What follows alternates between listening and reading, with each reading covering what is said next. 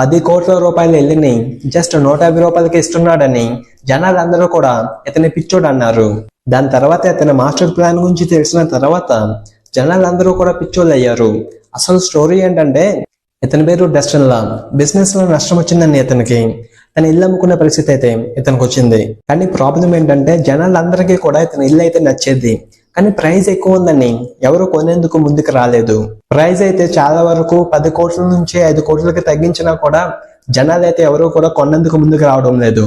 Finally తన master mind use చేసి తన కోట్ల రూపాయలు వెళ్ళి జస్ట్ 150 రూపాయలకి ఇస్తున్నట్టు జనాలందరికీ కూడా తెలిసేలాగా అనౌన్స్ చేశాడు. అనౌన్స్ చేసి ఒక లాటరీని అయితే లాంచ్ చేశాడు. ఆ లాటరీని లక్షల మంది జనాలు అయితే ఎగబడి కొనుక్కున్నారు కూడా. ఈ లాటరీలో మేరీ సాగర్ అనే ఆమె ఆ ఇంటిని సొంతం చేసుకుంది కూడా. ఇక్కడ ఇంట్రెస్టింగ్ పాయింట్ ఏంటంటే ఆ లాటరీలో అమ్ముడిపోయిన టికెట్లతో డస్టిన్ లా 15 కోట్ల రూపాయలు అయితే సంపాదించుకున్నాడు. ఇంకా 15 కోట్ల రూపాయలతో తన అప్పులన్నీ తీర్చేసుకొని 2 కోట్ల రూపాయలు అయితే చారిటీకి డొనేట్ చేశాడు.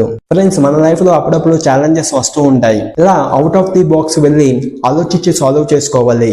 అలానే వీడియో వాల్యుబుల్ అనిపిస్తే ఖచ్చితంగా లైక్ చేయండి.